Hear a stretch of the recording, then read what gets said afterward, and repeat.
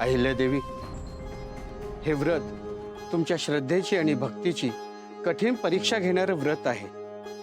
एक लक्षात ठेवा, तुम्हाला गुडघ्यावर संपूर्ण मंदिराला परिक्रमा करायची आहे। तसं हे व्रत कठीण आहे, तुमची परीक्षाच समजा। या व्रताचा महत्त्वाचा नियम असा आहे, हे व्रत कोणाच्याही मदतीशिवाय करायचं आहे। या व्रतामध्ये कितीही अडचणी आल्या, कितीही वेदना झाल्या, कितीही त्रास झाला, तरी हे तुम्हाला व्रत पूर्ण करायचं आहे। या व्रतामध्ये कोणत्याही प्रकारची बाधा येता कामा नये आणि कुठलंही विघ्न येता कामा नये, ते तुम्हाला पूर्ण करायचं आहे। काहीही झालं तरी तुम्हाला न उठता ही परिक्रमा पूर्ण करायची आहे।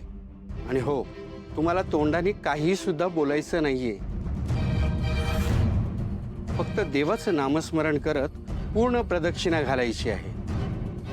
हे व्रत करताना तुमच्या मनात कोणत्याही प्रकारची भीती अथवा शंका असता कामा नये। तुम्ही यासाठी पूर्णपणे तयार आहात ना?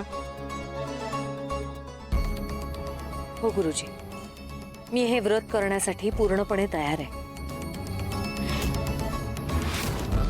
माझी देवावर पूर्ण श्रद्धा आहे। आता हे व्रत पूर्ण करण्यासाठी देवच मला शक्ती देईल।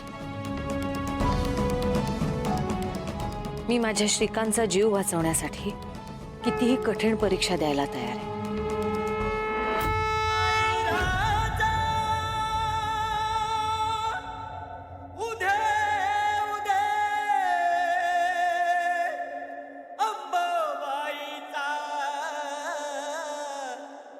उदय